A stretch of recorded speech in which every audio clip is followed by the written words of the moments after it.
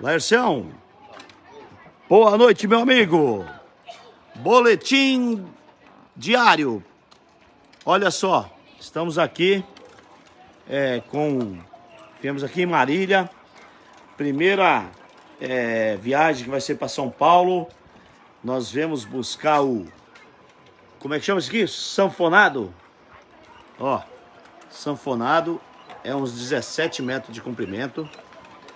Então nós vamos levar para São Paulo, Laercião. Eu vou fazendo os vídeos para você, para depois você editar e mandar aí para a turma. Já vou filmar lá dentro para você ver, tá?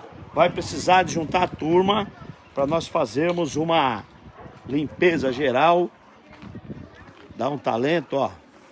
Olha isso, não tá ruim não. Pintar esses quadros aqui que tá preto, tiraria esse preto, pintar as rodas de prata, entendeu?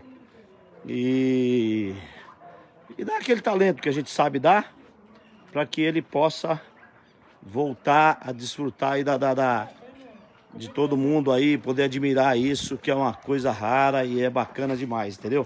Tá aqui o Marcelo, que confiou em mim. Te agradeço, Marcelão. Obrigado, vai para nossa turma lá dos ônibus, os caras, tudo. Tá, agradeço a sua confiança. Só mostrar aqui para dentro para eles. E aí, Laercião.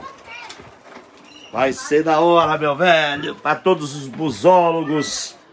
Aí, gente, mais um para coleção e mais um para que nós possamos desfrutar. E temos mais um que nós salvamos para que não fosse pro corte. Olha isso, ó. Ó. Aí, ó. Olha o tamanho do menino. Ó. Olha o tamanho, ó.